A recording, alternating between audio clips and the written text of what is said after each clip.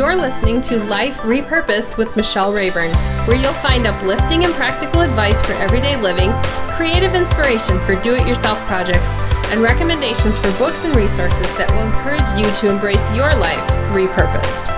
I'm your host, Michelle Rayburn.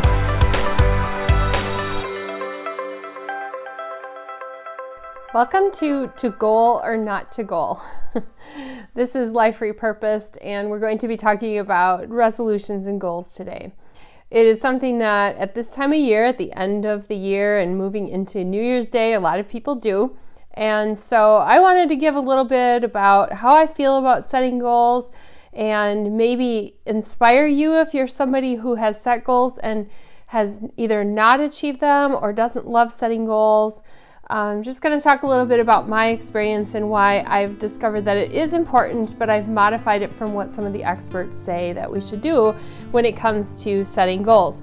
So I didn't used to love goals at all, and I still don't love, I want to set goals.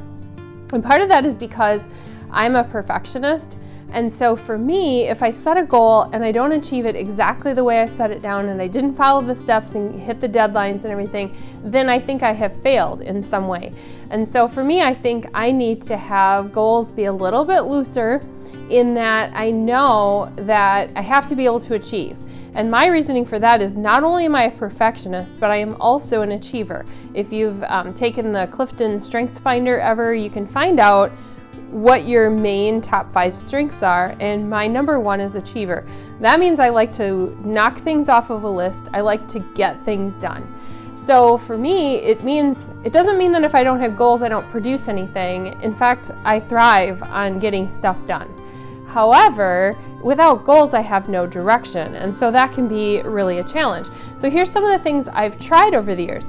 I've tried elaborate goal planning where you sit down and you come up with here's the goal I want to achieve, and here's about how much time I need. So every month I need to spend this many hours or do this many tasks, write this many words or this many articles, whatever it is to achieve that goal.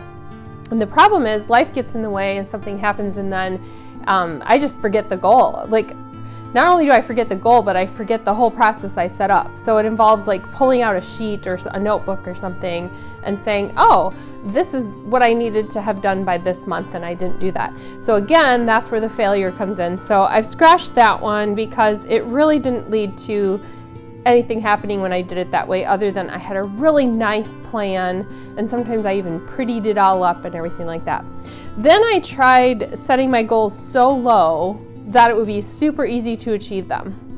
So I'm going to write 1 article this year. Ooh, it doesn't even feel like something I can celebrate if I set the goal so low that it's just easy to achieve. So I have discovered that if I'm going to set goals, they have to be something that challenges me a little bit, gets me out of my comfort zone, and seems impossible when I first set the goal. So that's why it does not work for me to just make it easy, because then the achiever in me feels like I didn't do anything, I cheated.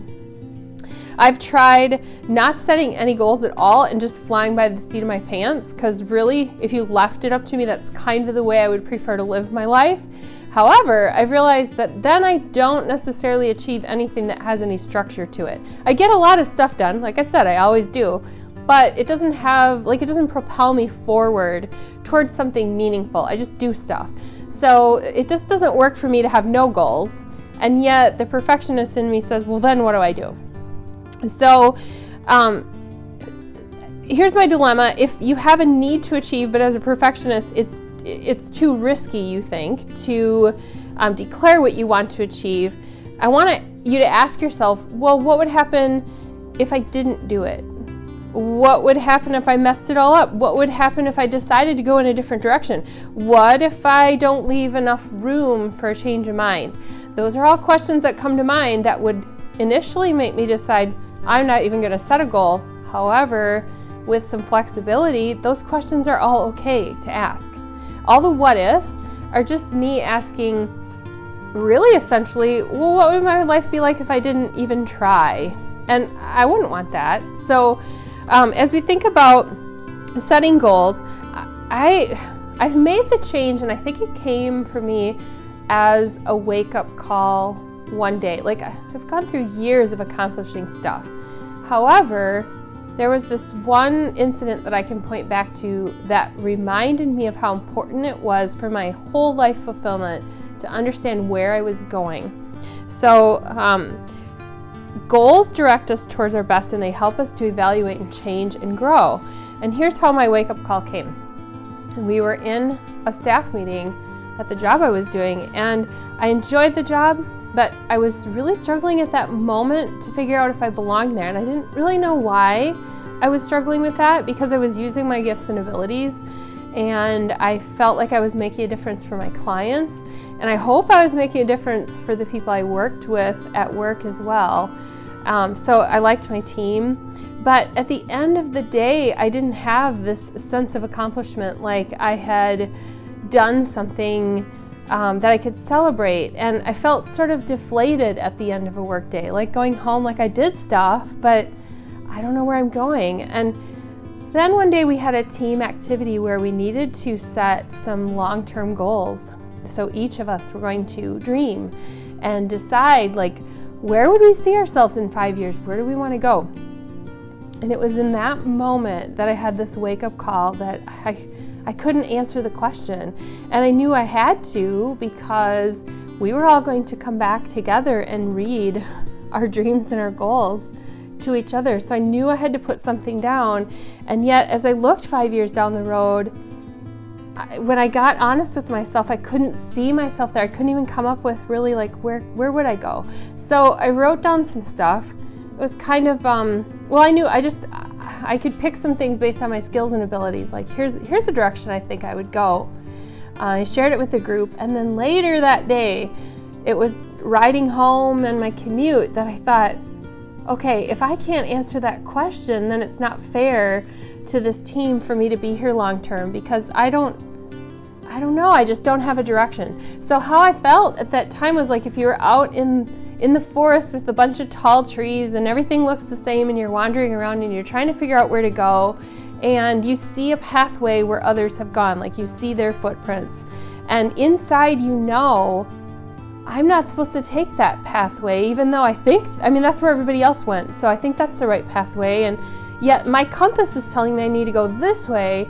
And it was that inner struggle of knowing, like, this is the path I should take, but I don't think that's the path I'm supposed to take. And so it's that wrestling and being able to figure out what's the compass saying. And for me, it's like, where's God directing me? That He's my compass. And so if He's directing me in a different place, then I have to ask myself, well, how do I get there? So for me, it was actually a career change and going into full-time freelance work where I could direct things in a way where I could find the most fulfillment. And those decisions are so challenging. And that is what taught me that setting goals is important. Because when I sat down and figured out around that time, where do I personally want to be in life? That answered my question then of the long term, where am I going? I don't see myself here. And so I realized I do need to have some goals. And I do need to, it's not New Year's resolutions, but it's really just general life direction.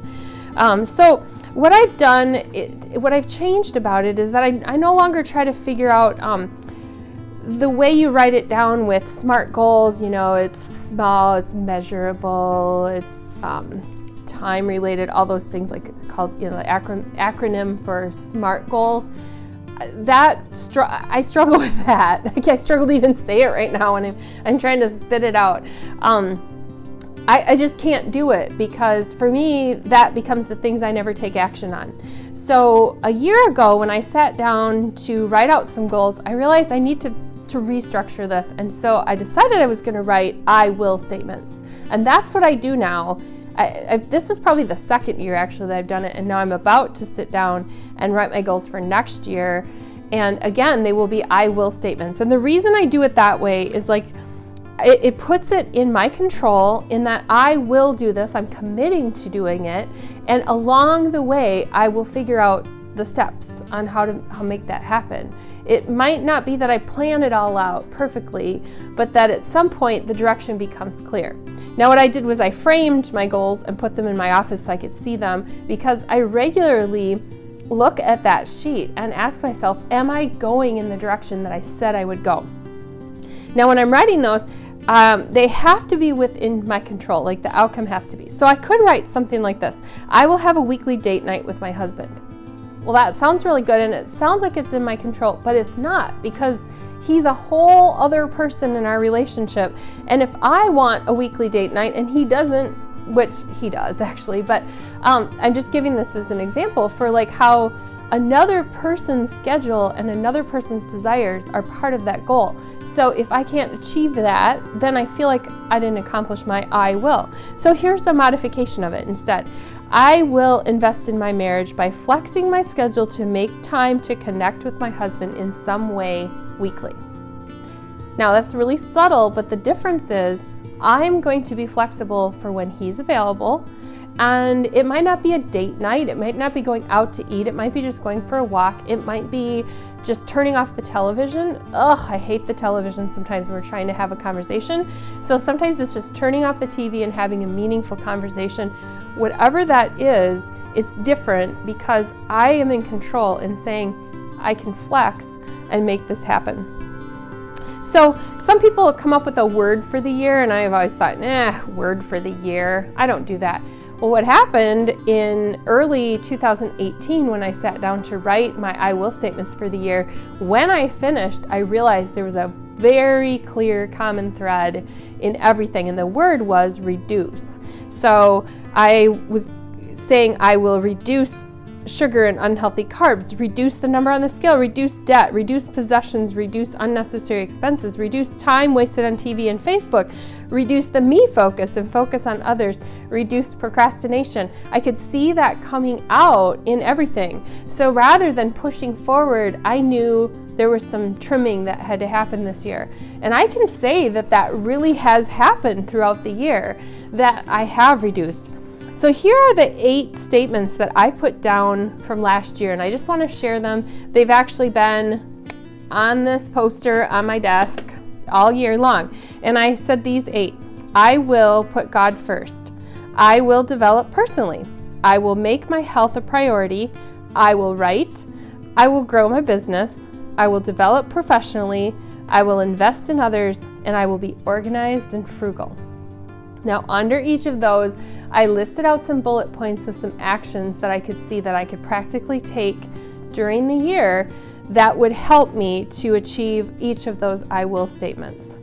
So as I look ahead to 2019, I'm going to be sitting down right after Christmas, and it might be actually right after New Year's. I'm still working on where I'm putting that in my schedule, but I'm going to be working on writing some more I will statements. So my challenge for you is to sit down. Maybe it's a half day, maybe it's a couple hours, maybe you have a whole day to do a little bit of a personal retreat, but I encourage you to write some I will statements, maybe 5 to 10 things that are within your control that you are personally committing to yourself to do this year. And that's the thing, this is a personal commitment to me that I'm going to ask myself, did I stay faithful to the commitment I made to myself at the beginning of this year?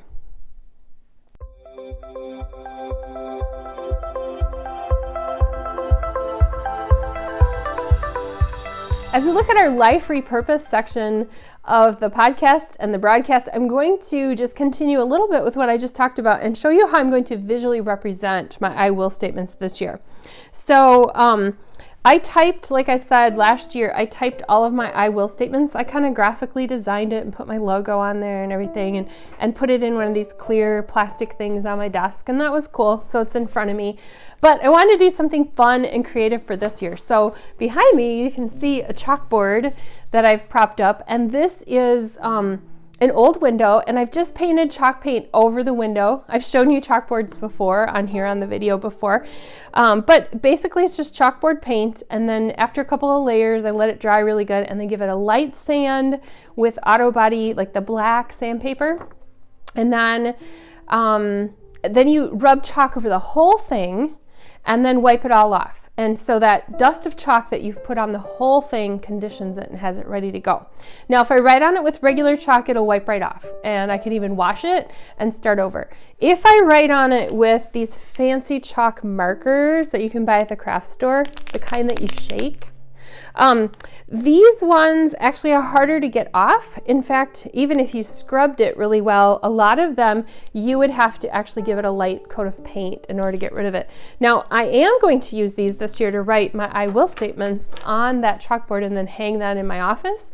And because it's going to last for the whole year, I'm fine with the idea of repainting the thing in January of next year if I want to use it for that purpose. Again, it's just a light coat of paint. I'm fine with that. But I just want you to know, if you decide to make a chalkboard, you can make one out of almost anything, an old window, an old piece of wood, anything that it has a smooth enough surface that you can paint on it.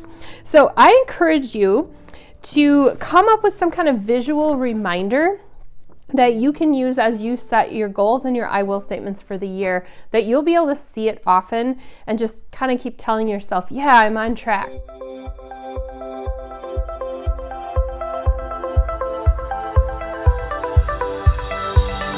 For our final segment today, I want to give you some resources. I love to give you recommended reading.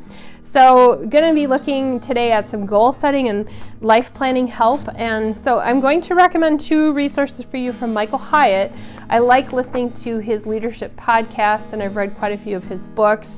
And I want to show you Living Forward. This is one that I purchased after a conference and read. And this one, the subtitle is A Proven Plan to Stop Drifting and Get the Life You Want.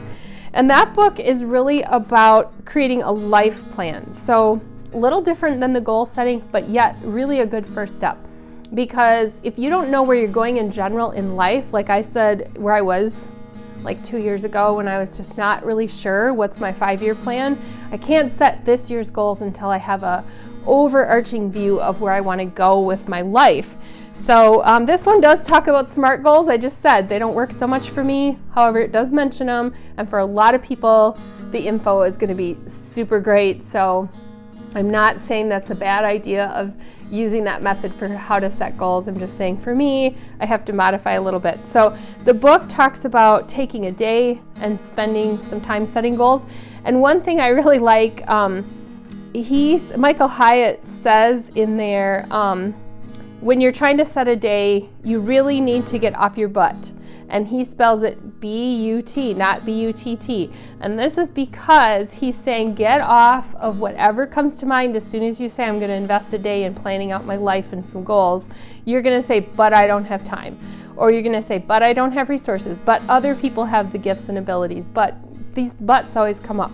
So he says get off your butt and start living life forward instead of living life with regret. So I love that one. And then the one that I do not have here but is on my wish list and I'm ordering it. In fact, I have an Amazon gift card and I think I'm going to go ahead and order this book. It is another Michael Hyatt book called Your Best Year Ever, a 5-step plan for achieving your most important goals. So this is kind of a follow-up to the first one. And I want to read to you a little bit from the book description. It says, we all want to live a life that matters. We all want to reach our full potential, but too often we find ourselves overwhelmed by the day-to-day. Our big goals get pushed to the back burner, and then, more often than not, they get forgotten. Michael Hyatt wants readers to know that it doesn't have to be this way. In fact, he thinks that this is the year readers can finally close the gap between reality and their dreams. And then in the book, he promises to help you discover 3 simple ways to triple the likelihood of achieving your goals, shows how to quit-proof your goals, and then talks about what to do if you feel stuck. So the book back cover says, anyone who is tired of not seeing progress in their personal, intellectual, business, relationship, or financial goals will treasure the field-tested wisdom found in these pages. So, if you are going to be setting some goals for this year, or you're going to be just looking at where do I want my life to be in general, I would love to hear from you. I would love to have you send me an email or contact me through Instagram or Facebook and just tell me what your goals are and where you're going, and I would love to be able to cheer you on. And check me out on Facebook, like I said, on all the social media channels, on my website, michellerayburn.com, and you will find the show notes for this at michellerayburn.com/6.